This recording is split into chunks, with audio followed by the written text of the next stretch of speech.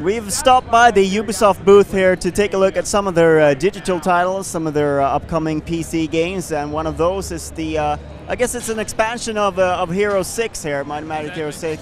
Can you tell us a little bit about what does this expansion bring to the game? This expansion brings the fan favorite faction that was absent from Hero 6. We call it the Dungeon.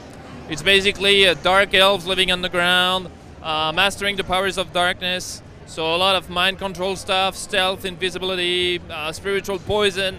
So they spies, they're assassins. They were outcast from their people, the Sylvan elves living in the forest. They were cursed for doing something a bit fishy. And they really embraced the powers of darkness to be strong and independent. But at the time of the standalone, they are divided people. There are 3 heirs to the crown, and they have different opinions on how they should rule their own people. So you play one of them, and basically your goal is to become the new leader of the Dark Elf faction. So it's all about the dungeons, the campaign. Yeah, there's of course the dungeon campaign, but there's also another fan favorite faction, but this one from Hero 6 as well, Necropolis, the Undead. And you play the Necropolis faction, you interact with the Dark Elves in this campaign. You don't play them, but they are friends, allies, enemies, depending on the maps. That's why we call the expansion Shades of Darkness, because these are the 2, let's say, black leather goth factions of the universe. So they're together in the expansion. So in terms of the gameplay, what's changed up with bringing in the dungeon? Dungeon have a very unique gameplay compared to the other factions. The creatures you can buy are quite expensive. They would be considered as one of our tech factions. You know, very few units, but very powerful. They use a lot of combos, so they are almost invincible in some situations, but very weak in the open field in regular battle conditions. So you really have to create opportunities for you to shine. So to be invisible, to strike from behind, to use a lot of debuff and curse and basically disrupt the enemy strategy, so that in the end it will be who wins, and you have to combine between your hero abilities and your creature abilities so that you basically increase the damage and the efficiency of all your spells and various actions that you can do in the game. So that's the campaign side of things. Are you bringing something new to multiplayer, or? Multiplayer remains more or less the same. It's just that with the new faction we accept players to replay multiplayer map, to fight against them or with them. The core of the game doesn't change a lot. We add, of course, the new buildings. We have some new online benefits. So players who play Hero 6 gain persistent benefits by playing online. And with this standalone, there's tons of new stuff like new weapons they can equip and play in multiplayer. We've added with the DLCs that we released recently, and it's the same for this standalone expansion, a new concept that we call Dynasty Pet. So it's a little let's say nice animal that follows you and gives you gameplay benefits as well. So if you play online and multiplayer, if you have the standalone expansion, you may play a dungeon hero with a little black dragon flying around that gives you interesting benefits. It's not only cosmetic, it's not only for fun or collection. Yep. So you mentioned it's standalone. How does it play with if you only get this game, can you play with the people who have a Hero 6 online, or? Yeah. If you get only the standalone expansion, you can play multiplayer, all the factions, against a player who has everything from Hero 6, including the DLC, the vanilla core game, etc. The perfect compatibility. The only thing that you will lack is, of course, the single-player content from the other games. So very exciting. When are you expecting to bring it out? The release date is official. It's on the 5th of May. So it's very soon now. We were a bit scared to be so close to StarCraft 2, but we're confident that for our audience, the dungeon being back, it'll be quite a hit. And we're here in PAX to show it, but we're also here to show another Might and Magic game that's like, let's say, we teased a little couple of days ago. It's brand new for us, but it's not brand new at all for the community because it's Might and Magic 10.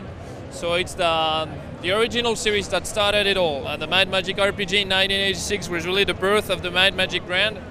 And the number 9 was released in 2002, so it's been 11 years now.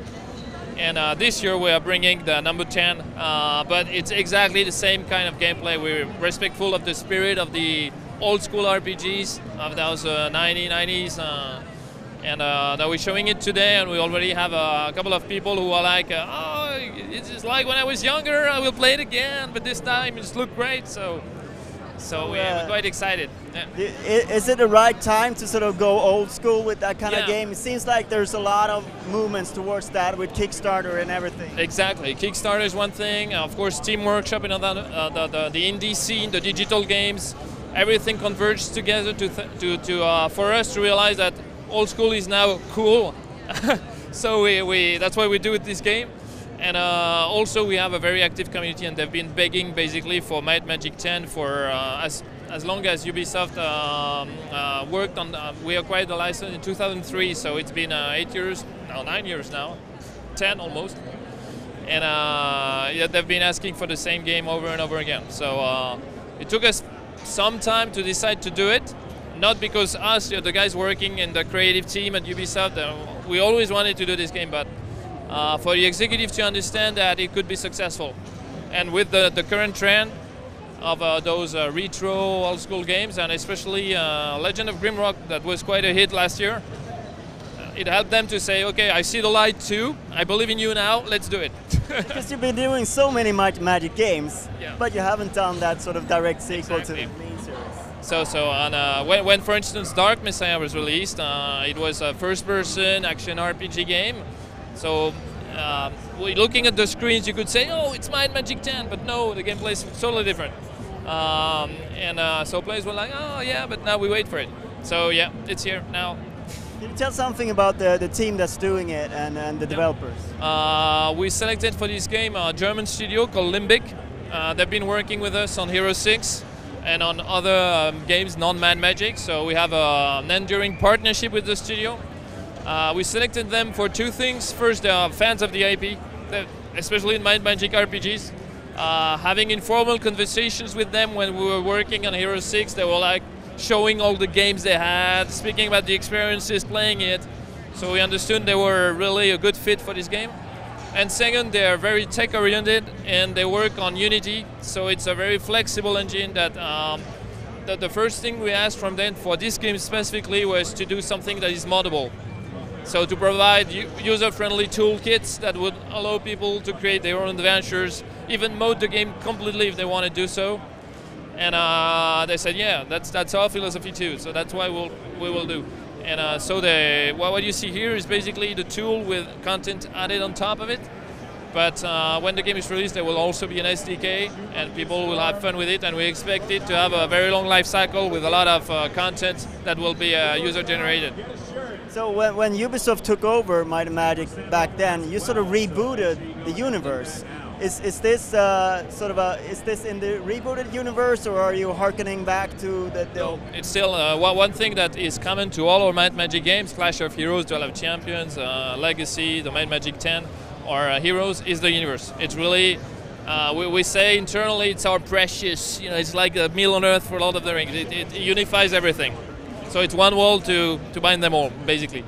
And we have built it for over 9 years now, so it becomes something quite big, a lot of things to discover, and an RPG like Legacy is the best game for you to experience the universe.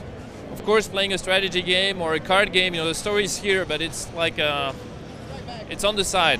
Gameplay is the key. RPG, you're deep into it. So what's the time plan with Legacy?